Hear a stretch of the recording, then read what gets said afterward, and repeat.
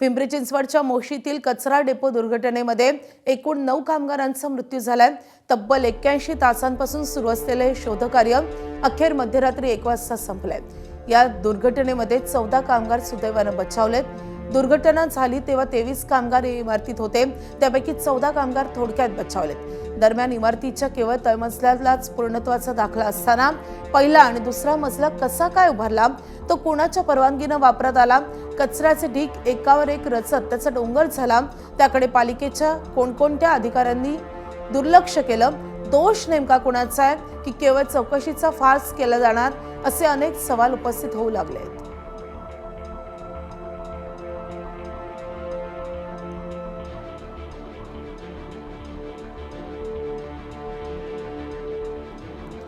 नाझीम मुल्ला आपले प्रतिनिधी सध्या आपल्या सोबत आहेत। नाझीम, 81 तास हे शोधकार्य चाललेले आहे, मात्र 9 कामगारांना त्यांचा जीव गमवावा लागला। माधवी, बुधवारच्या दुपारी 2 वाजता हे रेस्क्यू ऑपरेशन सुरू झालं। ते मध्यरात्री 1 वाजता संपलेलं आहे। म्हणजे जवळपास 81 तास हे शोधकार्य या ठिकाणी सुरू होतं। जी मोशी कचरा डेपोतली ही इमारत होती, ही इमारत कचऱ्याच्या ढिगाऱ्यामुळं अक्षरशः जमीनदोस्त झाली आणि त्यामध्ये 23 जण अडकलेले होते। 14 जणांचा जीव यामध्ये वाचला होता, परंतु 9 जणांना आपला जीव यामध्ये गमवावा लागलेला आहे। 8 जणांचे मृतदेह जी इमारत कोसळली त्या इमारतीमध्ये सापडले आणि एक जी व्यक्ती होती ती पायी चालत या इमारतीमध्ये येत असताना त्यांचा बाहेरच मृत्यू यामध्ये झाला। आणि 81 तासानंतर हे सगळं रेस्क्यू ऑपरेशन जे संपलं। अतिशय आव्हानात्मक हे रेस्क्यू ऑपरेशन होतं, त्यामुळे जवानांना इतका वेळ लागला, कारण ज्या व्यक्तींना बाहेर काढायचं होतं त्यामध्ये जवानांचा जीव सुद्धा धोक्यात जाणार होता। त्याच्यामुळं हा इतका वेळ लागल्याचं प्रशासनाकडून वारंवार जे आहे ते सांगण्यात आलेलं होतं, परंतु जी इमारत कोसळली त्या इमारतीच्या तळमजल्यालाच केवळ पूर्णत्वाचा दाखला होता। त्याच्यामुळे पहिला आणि दुसरा मजला वापरात कसा आला, तिथं या कामगारांना काम करण्याची परवानगी नेमकी कुणी दिली, या सगळ्यांची चौकशी होणं गरजेचं आहे। आणि दुसरी महत्वाची गोष्ट आहे ती म्हणजे ज्या पद्धतीनं ह्या सगळा तपास झालेला आहे, तर त्या तपासामध्ये ज्या जवानांनी काम केलेलं आहे त्यांचंही कौतुक यामध्ये करणं तितकंच गरजेचं असणार आहे। माधवी, नक्कीच, अर्थात अनेक सवालही कायम आहेत, कारण दोषी कोण आहे आणि गुन्हा कुणावर दाखल होणार हे पाहणे तितकंच महत्त्वाचं असणार आहे। नाझीम, या संदर्भातले सगळे महत्त्वाचे अपडेट जाणून घेत राहू। सध्या धन्यवाद या सगळ्या सविस्तर माहितीसाठी। आता व्हिएतनाममधून मोठी बातमी येते। व्हिएतनाममध्ये भारतीय प्रवासी बोट उलटलेली आहे, त्यामध्ये 15 भारतीयांचा मृत्यू झालाय।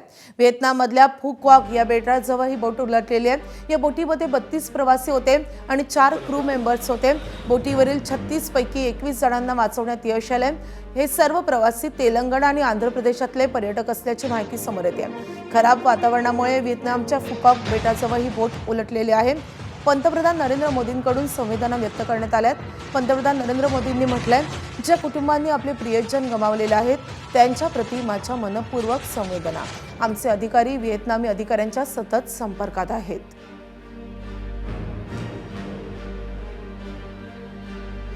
तर फू क्वाक हे व्हिएतनाममधलं अतिशय लोकप्रिय असं बेट आहे।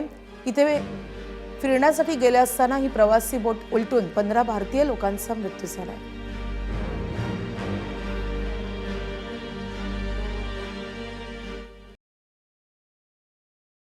नंदुरबार जिल्ह्यातल्या शहादा शहरामधल्या समाज कल्याण विभागाच्या वसतिगृहात विद्यार्थ्यांना अन्नातून विषबाधा झाल्याची धक्कादायक घटना घडली आहे। वसतिगृहातील सुमारे 40 ते 50 विद्यार्थ्यांना अन्न विषबाधेचा त्रास झालाय। विद्यार्थ्यांनी डाळ भात, शेवग्याची भाजी आणि चपाती असं जेवण केलं होतं। या जेवणानंतर अचानक प्रकृती बिघडल्यानं वसतिगृहात एकच गोंधळ उडाला। वसतिगृहातील जेवण केल्यानंतर अवघ्या 15 मिनिटात अनेक विद्यार्थ्यांना उलट्या आणि मळमळीचा त्रास सुरू झाला। त्यानंतर विद्यार्थ्यांना तातडीनं शहादा ग्रामीण रुग्णालयामध्ये उपचारासाठी दाखल करण्यात आले। 8 विद्यार्थ्यांची प्रकृती चिंताजनक असल्यानं त्यांना शहाद्याच्या खासगी रुग्णालयात उपचार घेण्यासाठी हलवण्यात आले। दरम्यान या घटनेनंतर वसतिगृहात अधीक्षक किंवा अन्य जबाबदार अधिकारी उपस्थित नसल्याचा गंभीर आरोपही समोर येतोय। तसेच शनिवार रविवारी वसतिगृहात अधिकारी किंवा कर्मचारी राहत नसून एका कुटुंबाकडून विद्यार्थ्यांसाठी जेवण तयार करून दिले जात असल्याची माहिती समोर येते। विद्यार्थ्यांनी यापूर्वीही निकृष्ट दर्जाच्या अन्नाबाबत तक्रारी केल्याचा दावा केला जातोय, मात्र त्याकडे साफ दुर्लक्ष झाल्याचा आरोपही विद्यार्थ्यांनी केलाय। जिल्हाधिकाऱ्यांनी संपूर्ण घटनेच्या सखोल चौकशीचे आदेश दिलेत। या घटनेमुळे पालक, लोकप्रतिनिधी आणि नागरिकांमध्ये संताप व्यक्त होतोय।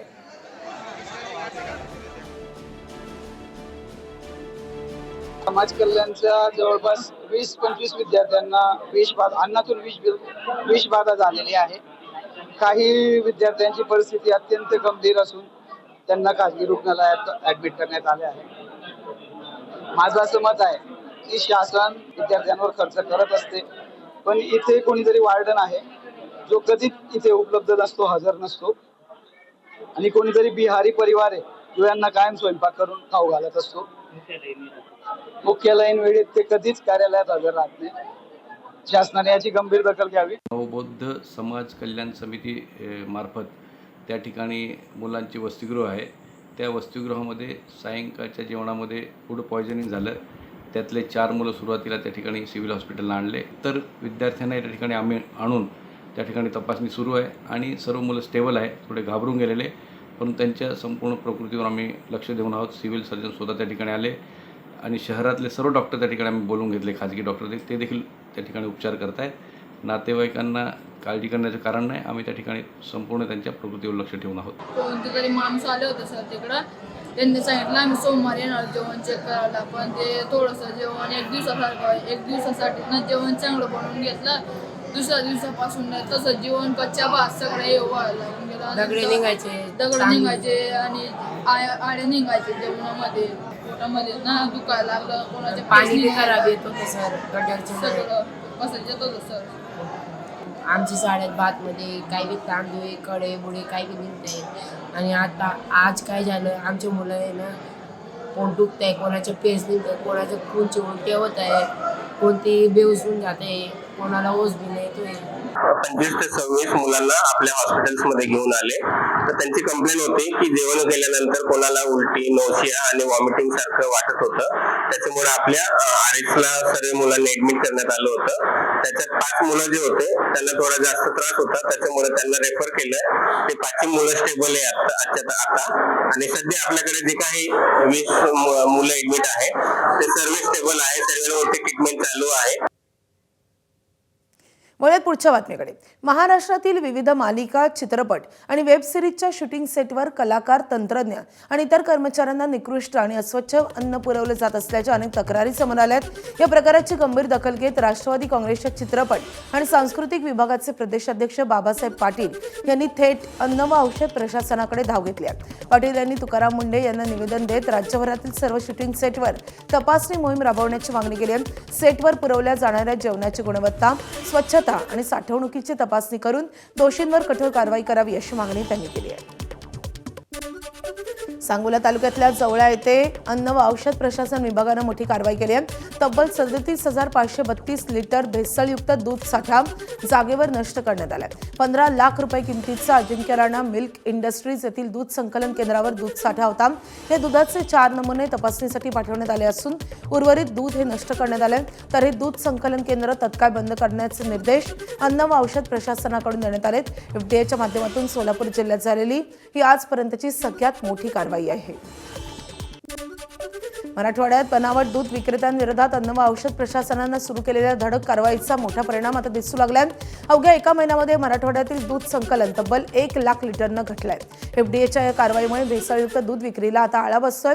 मराठवाड्यात बनावट आणि भेसळयुक्त दूध विक्रेत्यांच्या विरोधात अन्न व औषध प्रशासनानं गेल्या महिन्याभरात मोठी मोहीम राबवलेली आहे.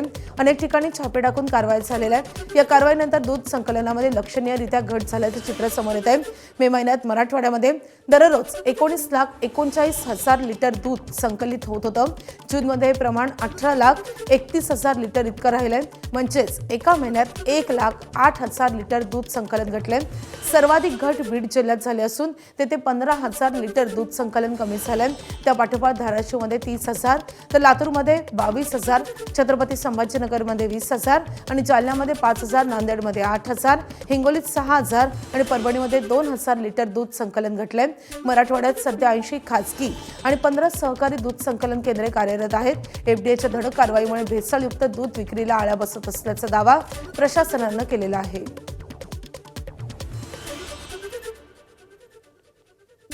एक मोठी बातमी येते. ठाणे घोडबंदर मार्गावर मोठी वाहतूक कोंडी झाली आहे. खड्ड्यांच्या काँक्रिटीकरणाच्या कामामुळे ही वाहतूक कोंडी झाल्याचं समजतंय. गुजरातहून मुंबईकडे येणाऱ्या वाहनांच्या लांबच लांब रांगा पाहायला मिळत आहेत.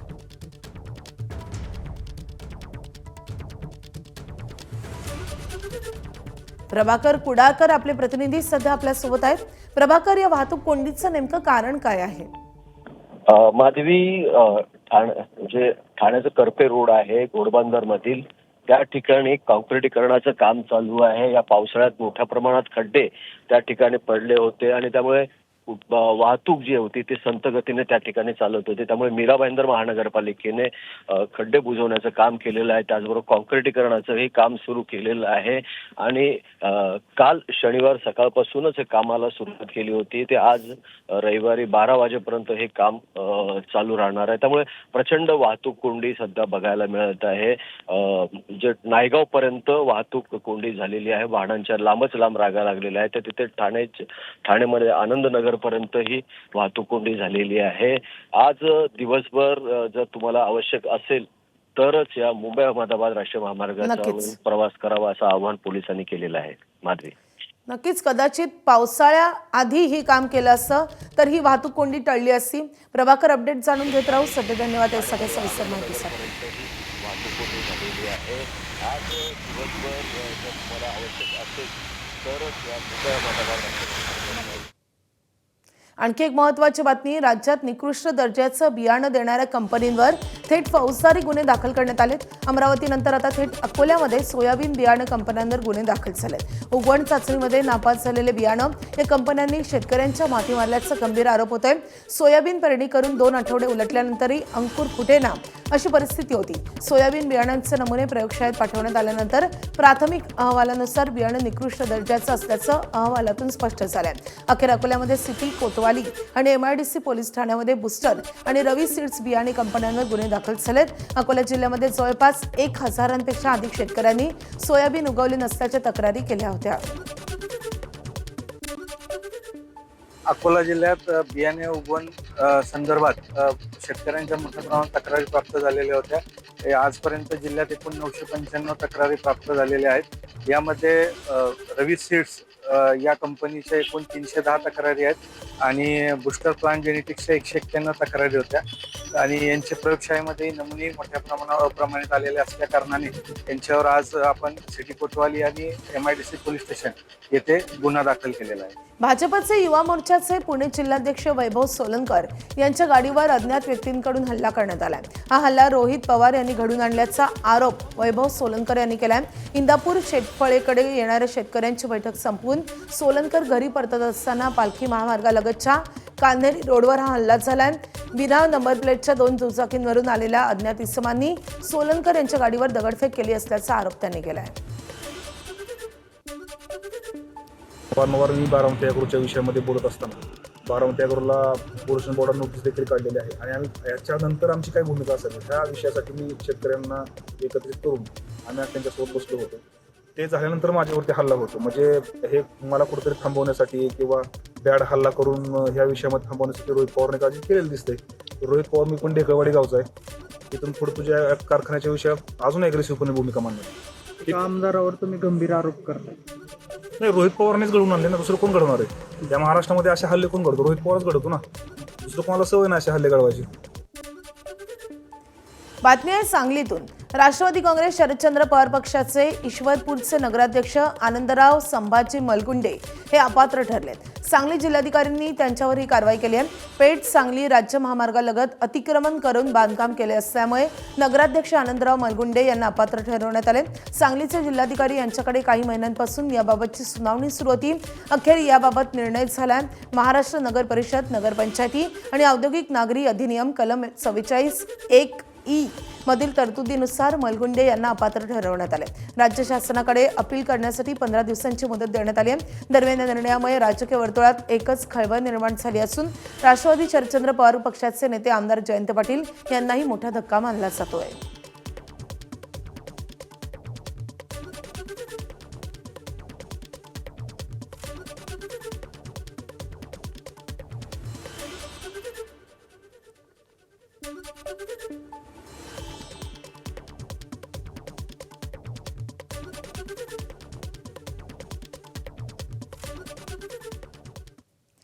यंदा मराठवाड्याकडे पावसानं पाठ फिरवली आहे. अर्धा जुलै महिना सरला तरीही अनेक भागात पाऊसच नाहीये. एल निनोच्या प्रभावामुळे मराठवाड्यातील अनेक भाग पावसाच्या प्रतीक्षेत आहेत. हिंगोली जिल्ह्यामध्ये आतापर्यंत केवळ 140 मिलीमीटर पावसाची नोंद झाली असून अपेक्षित पावसाच्या तुलनेत तब्बल 56% तूट आहे. परिणामी नद्या नाले कोरडे पडले आहेत.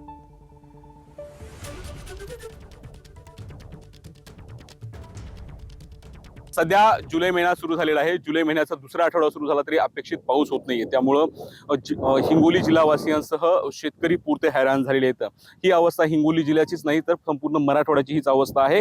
हिंगोली जिल्ह्यातल्या ज्या 3 नद्या आहेत त्या पूर्णपणे कोरड्या ठाक पडलेल्या आहेत. मी सध्या हिंगोली शहरालगत असलेल्या कयाधू नदी पात्रामध्ये आहे. हे कयाधू नदीचं पात्र आहे. पूर्णपणे नदी कोरडी ठाक पडलेली आहे. आपण ही बघू शकता. दूरपर्यंत कयाधू नदीचं जे पाणी या नदीमध्ये असणं अपेक्षित होतं, परंतु कयाधू नदीमध्ये पाणीच नाहीये. त्यामुळं दूरपर्यंत आपल्याला या नदीचं वाळवंट झाल्याचं आपल्या ठिकाणी पाहायला मिळतंय. अगदी नदीमध्ये पाणीच नसल्यामुळे या भागातल्या शेतकऱ्यांनी त्यांची जे गुरं आहेत ते गुरं या नदीमध्ये चरायला सोडलेले आहेत. जे धरणं येतं हिंगोली जिल्ह्यामध्ये 3 धरणं येतं. त्यामध्ये इसापूर धरण आहे. त्या धरणाची पाणी पातळी वाढलेली नाहीये. ते पाणी सामता 46% त्या धरणामध्ये इसापूर धरणामध्ये पाणी आहे. सिद्धेश्वर धरणाचं पाणी पातळी 0% येऊन पोहोचलेली आहे. त्याचबरोबर येलदरी धरणामध्ये फक्त 50% इतका पाणी साठा आहे. त्यामुळं पाण्याची विशेष वाढ झालेली नाही, कारण पाऊसच झालेला नाहीये. त्यामुळं पाण्याची प्रतीक्षा शेतकऱ्यांना आहे. तर शेतामध्ये जे पिकं पेरणी केलेली आहे ते पिकं सुद्धा आता धोक्यात सापडली आहेत, कारण तर मागील अनेक दिवसापासून अपेक्षित पाऊस होत नाहीये. त्या पिकांच्या वाढीसाठी पावसाची मोठी गरज असते, परंतु पाऊस नसल्यामुळं शेतकरी सुद्धा हैराण झालेले आहेत. शेतामध्ये स्प्रिंकलर ठिबकच्या सहाय्यानं जुलै महिन्यामध्ये पिकांना पाणी देण्याची वेळ शेतकरी येऊन ठेपलेली आहे. त्यामुळं मेघराजानं चांगल्या पद्धतीनं बरसावं, संपूर्णपणे पिकांची आबादानी व्हावी अशी अपेक्षा शेतकऱ्यांच्या वतीने व्यक्त केली जाऊ लागली आहे. त्यामुळे पाऊस कधी पडतो हे बघणं महत्वाचं आहे. ड्रोन पायलट राम सोळंकेसह मी माधव दिपके, एबीपी माझा, हिंगोली. आता दिल्लीतून मोठी बातमी येते. केंद्रीय शिक्षण मंत्री धर्मेंद्र प्रधान यांच्या राजीनाम्यासाठी आणि पेपरफुटीच्या निषेधार्थ दिल्लीतील जंतर मंतरवर सुरू असलेल्या आंदोलनाला आता एक वेगळंच वळण मिळालंय. पर्यावरणवादी कार्यकर्ते सोनम वांगचुक यांच्या उपोषणाचा आजचा 15वा दिवस आहे. नीटसह इतर परीक्षांमधील कथित गैरव्यवहारांच्या प्रकरणामध्ये केंद्रीय शिक्षण मंत्री धर्मेंद्र प्रधान यांनी राजीनामा द्यावा ही मागणी सीजेपीनं लावून धरली आहे. वांगचुक यांचं वजन 7.5 किलोनं कमी झालंय. विद्यार्थ्यांच्या प्रश्नांवर संसदेत चर्चा करावी अशी मागणी कॉक्रोच जनता पार्टीकडून करण्यात आली आहे. या मागणीसाठी सोनम वांगचुक यांच्या नेतृत्वाखाली 20 जुलैला संसदेवर मोर्चा काढण्यात येणार आहे. बातमी आहे क्रिकेटच्या मैदानातून. टीम इंडियाच्या पराभवाची मालिका सुरूच आहे. श्रेयस अय्यरच्या नेतृत्वाखालील भारतीय संघाने इंग्लंड विरुद्धच्या 5 सामन्यांच्या T20 मालिकेतील 5वा आणि अखेरचा सामनाही गमावलाय. साऊथहॅम्प्टनच्या मैदानामध्ये श्रेयस अय्यरनं नाणेफेक जिंकून पहिल्यांदा गोलंदाजी करण्याचा निर्णय घेतला. प्रसिद्ध कृष्णानं पहिल्या षटकामध्ये फिल सॉल्टच्या रूपात इंग्लंडचा पहिला धक्काही मिळवला. मात्र त्यानंतर जॉर्ज बटलर आणि हॅरी ब्रूक ही जोडी जमली. दोघांनी दुसऱ्या विकेटसाठी विक्रमी 233 धावांची भागीदारी रचत टीम इंडियाला बॅकफुटवर ढकललं.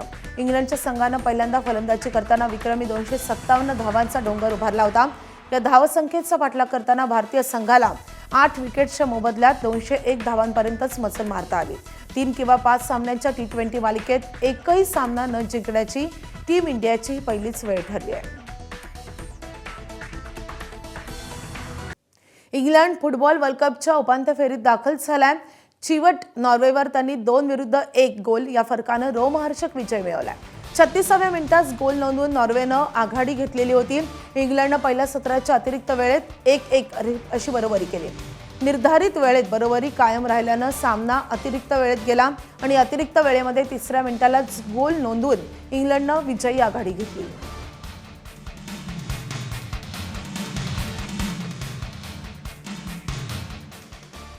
विम्बल्डनच्या महिला गटाच्या अंतिम सामन्यामध्ये चेकियाच्या लिंडा नोस्कोवानं बाजी मारली आहे.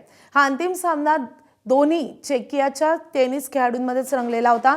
लिंडानं यावेळी आपल्याच देशाच्या कॅरोलिना मुचोवावर 6-2, 5-7, 6-3 असा विजय मिळवला आणि जेतेपदाला गवसणी घातली. लिंडा ही गेल्या 15 वर्षातील सर्वात युवा विम्बल्डन विजेती ठरली आहे.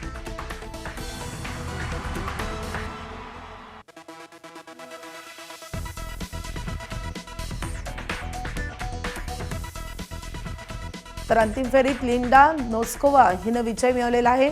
चेकियाच्याच 2 खेळाडूंमध्ये हा अंतिम सामना पार पडलेला आहे. विम्बल्डनच्या इतिहासामध्ये अशा रीतीनं विजय मिळवणारी सर्वात युवा खेळाडू ठरलेली आहे लिंडा.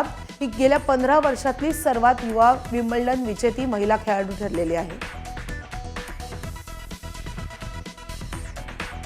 पिंपरी चिंचवडच्या मोशीतील कचरा डेपो दुर्घटनेमध्ये एकूण 9 कामगारांचा मृत्यू झालाय. तब्बल 81 तासांपासून हे शोधकार्य सुरू होतं. अखेर हे शोधकार्य थांबवलंय. दुर्घटना झाली तेव्हा 23 कामगार इमारतीमध्ये होते. त्यापैकी 14 कामगार थोडक्यात बचावलेत. मोशी इमारत दुर्घटनेमध्ये जखमी झालेल्या कामगारांची खासदार सुप्रिया सुळेंनी रुग्णालयात जाऊन भेट घेतली आहे. या संपूर्ण प्रकरणाची सखोल चौकशी व्हावी अशी मागणी सुप्रिया सुळेंनी केली आहे. तसंच त्यांनी बचाव कार्याचं कौतुक केलंय.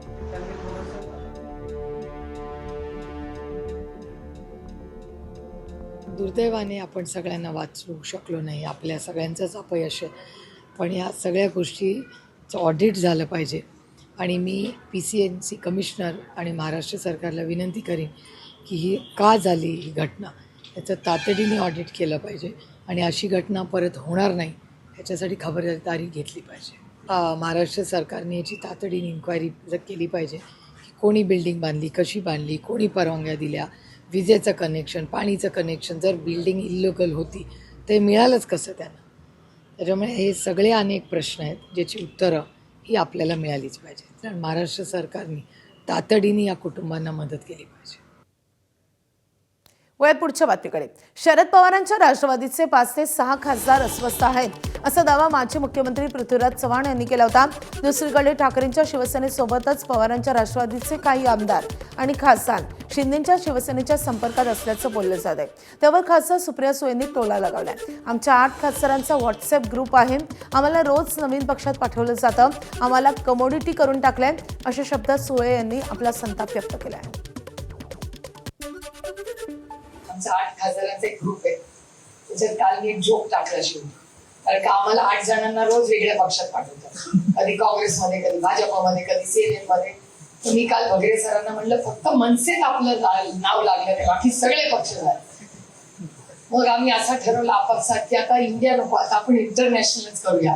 राष्ट्रवादी काँग्रेसचे 8 खासदार आता ट्रम्पच्या नेतृत्वात जाऊया, चलो अमेरिका. असं झालं नाही, दुर्दैव आहे. काय चेष्टावून बसली आमची सांगा ना. आम्ही लोकप्रतिनिधी आहोत, आम्हाला कमोडिटी करून टाकली. दरम्यान राष्ट्रवादीचे नेते आणि मंत्री छगन भुजबळ यांनी शरद पवारांचा पक्ष NDAत सहभागी होणार असल्याच्या चर्चांवर काय प्रतिक्रिया दिली आहे आपण पाहूया. मला अजिबात वाटत नाही की पवार साहेब हे NDAमध्ये येतील. मला किंचित सुद्धा मला वाटत नाही की ते असं होऊ शकेल. एकच आहे की ते ज्या मिटिंगसाठी आले होते सीमा भागातील लढा जो सुरू आहे त्या संदर्भात, तर जवळचं ऑफिस कुठे बसायला की जिथे कार्यकर्ते किंवा आमदार भेटू शकतील म्हणून ते तिथे बसायला गेल्या, एवढंच त्याचा अर्थ आहे. त्यात चुकीचं काय आहे? त्याचा अर्थ ते तिकडे जाणार इकडे जाणार असं अजिबात होत नाही. आता एक धक्कादायक बातमी. ठाकरेंच्या शिवसेनेचे ज्येष्ठ नेते आणि माजी खासदार विनायक राऊत, त्यांचा मुलगा आणि नगरसेवक गीतेश राऊत यांच्यासह त्यांच्या संपूर्ण कुटुंबाच्या विरोधात ठाण्यात गुन्हा दाखल झालाय. विनायक राऊत यांची सून गिरिजा राऊत यांनी दिलेल्या तक्रारीवरून ठाण्यातल्या कापूरबावडी पोलीस ठाण्यात हा गुन्हा नोंदवण्यात आलाय. यामध्ये कौटुंबिक छळासोबतच जादूटोणा विरोधी कायद्यान्वये हा गुन्हा दाखल झालाय. माजी खासदार विनायक राऊत यांची सून गिरिजा राऊत यांनी पोलिसात दिलेल्या तक्रारीमध्ये राऊत कुटुंबावर अत्यंत खळबळजनक आणि गंभीर स्वरूपाचे आरोप केलेत. राऊत कुटुंबाकडून तिचा मानसिक आणि शारीरिक छळ केला जात होता. इतकंच नव्हे तर घरात बळजबरीने गोमूत्र प्यायला दिलं होतं असा धक्कादायक आरोपही त्यांनी केलाय. याशिवाय राऊत कुटुंबातील सदस्यांनी अत्यंत क्रूरतेनं तिच्या डोक्यावरील केस कापल्याचा आरोपही गिरिजा यांनी या तक्रारीत केलाय. या अघोरी कृत्यांमध्ये आणि जादूटोणा प्रकरणामध्ये राऊत कुटुंबासह फिरोज बाबा आणि काझी बाबाच्या विरोधातही गुन्हा दाखल झालाय. या संपूर्ण प्रकरणावर आता ठाकरे गटाकडून किंवा विनायक राऊत यांच्याकडून काय प्रतिक्रिया येते हे पाहणं महत्त्वाचं असेल. आता बातमी सोलापुरातून. राज्यात एकीकडे लोकप्रतिनिधींच्या गुंडगिरीच्या घटना वारंवार समोर येत आहेत. त्यातच पवारांच्या राष्ट्रवादीचे माढ्याचे खासदार धैर्यशील मोहिते पाटलांची भर पडली आहे. याचं कारण म्हणजे मोहिते पाटलांनी व्हायरल झालेली एक ऑडिओ क्लिप. माळशिरसमधल्या उपअभियंत्याला धैर्यशील मोहिते पाटील शिवीगाळ आणि धमकावत असल्याची ऑडिओ क्लिप आहे. उद्या आला नाहीस तर पंचायत समितीमध्ये येऊन हात पाय तोडेन अशा भाषेत मोहिते पाटलांनी उपअभियंत्याला धमकावलंय. सोशल मीडियावर ही क्लिप व्हायरल झाल्यानं एकच खळबळ निर्माण झाली आहे.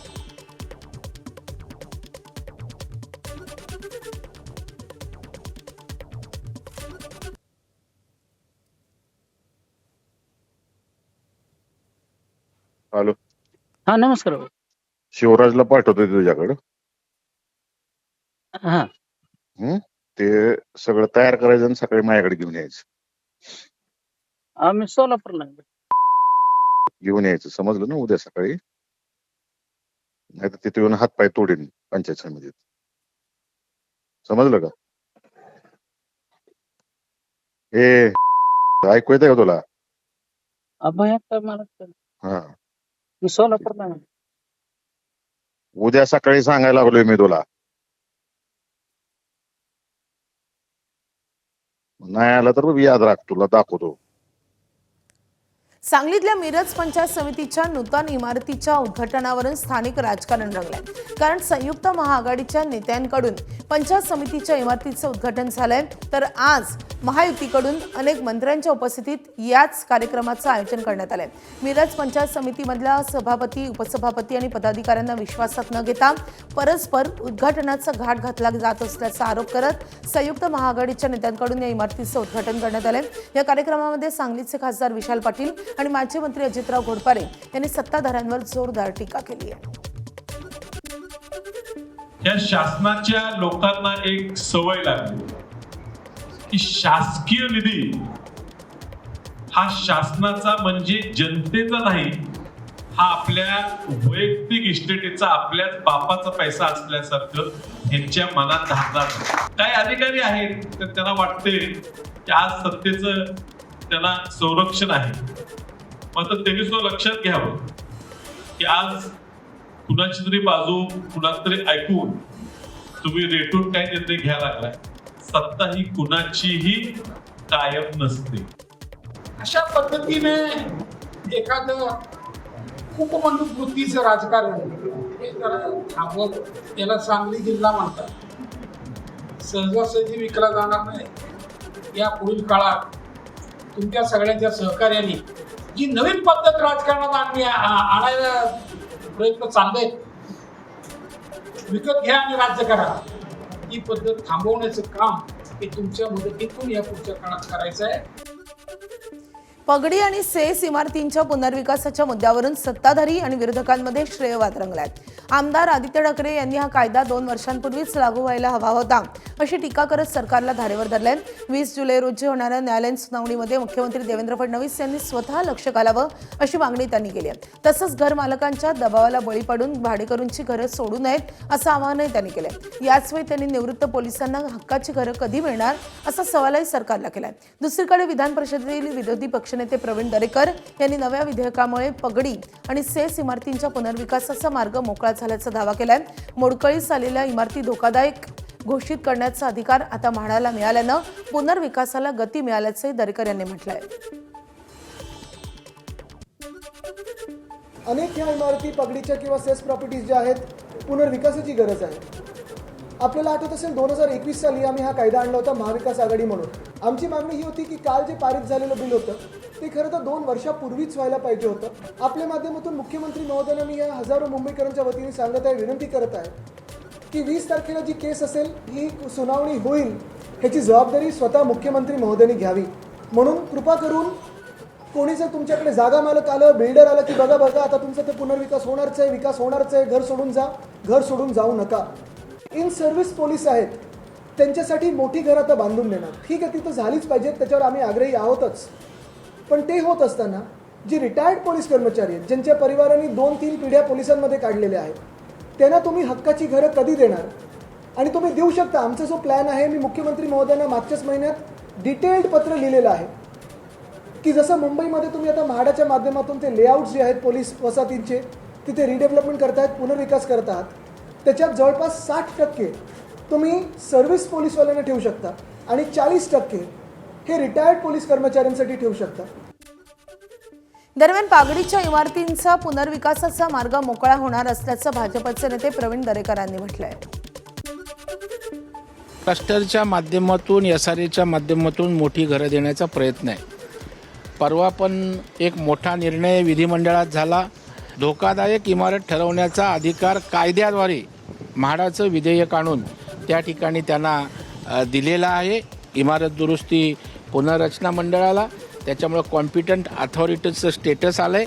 आता धोकादायक इमारती जाहीर केल्या जातील आणि सेस आणि पागडीच्या इमारतींचा मार्ग पुनर्विकासाचा मोकळा होणार आहे. आणि त्याच्यामुळे गिरणगाव गिरगाव या ठिकाणी छोट्या छोट्या चाळीत इमारतीत राहणाऱ्यांचा पुनर्विकासाचा मार्ग मोकळा झाला आहे.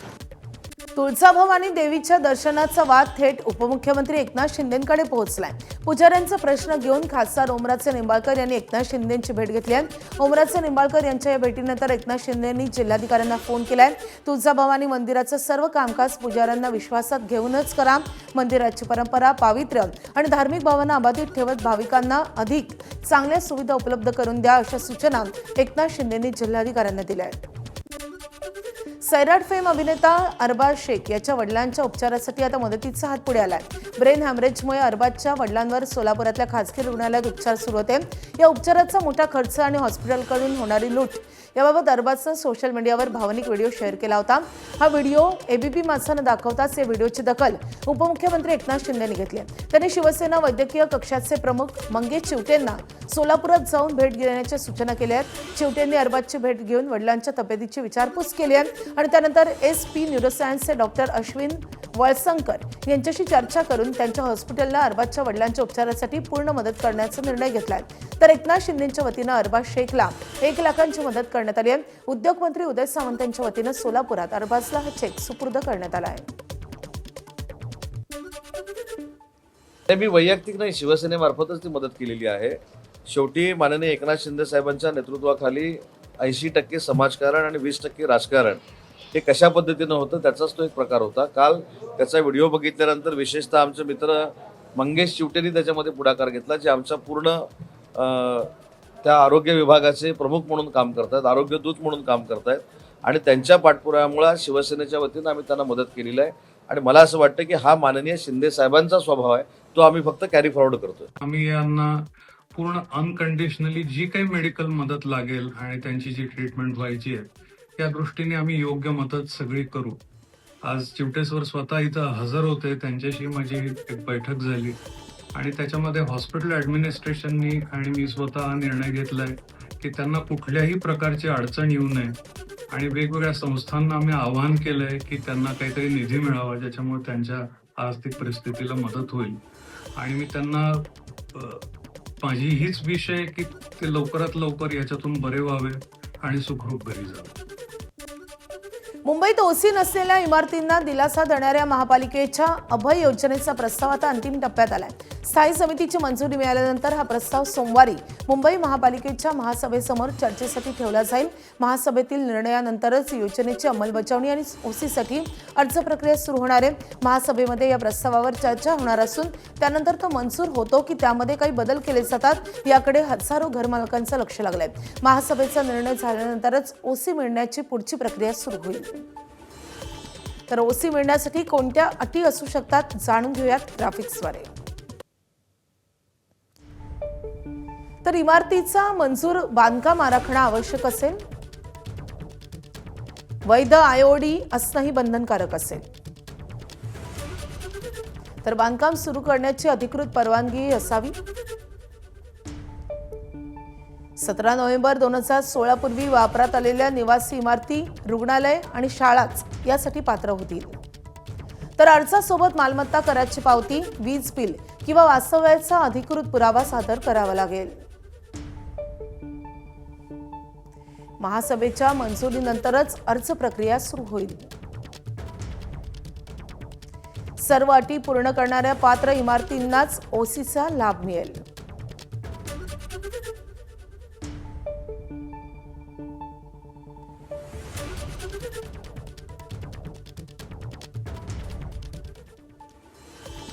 रिलायन्स अनिल अंबानी समूहाविरुद्ध सुरू असलेल्या मनी लॉन्ड्रिंग तपासामध्ये अंमलबजावणी संचालनालयानं आणखी एक मोठी कारवाई केली आहे. रिलायन्स होम फायनान्स लिमिटेड आणि रिलायन्स कमर्शियल फायनान्स लिमिटेड प्रकरणामध्ये 1021 कोटी रुपयांच्या मालमत्ता जप्त करण्यात आल्यात.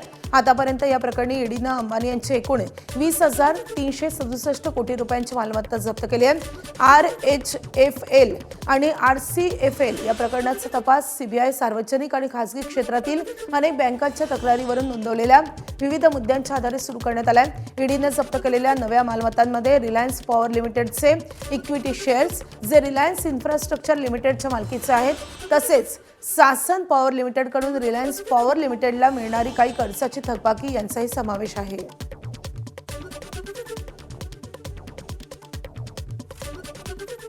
आता वारीतून एक महत्त्वाची अपडेट येते. ज्ञानोबारायांची पालखी रात्री 11:30 वाजता सासवड नगरीत दाखल झाली आहे. 2 दिवस पुण्यात मुक्काम केल्यानंतर पुण्यनगरीतून संत ज्ञानेश्वर महाराजांची पालखी दिवे घाट पार करून रात्री 11:30 वाजता सासवडमध्ये दाखल झाली आहे. दिवे घाटात रस्त्याचं काम सुरू असल्यानं मोठा विलंब झालाय. तुकोबारायांची पालखी लोणी काळभरमध्ये मुक्कामी असेल.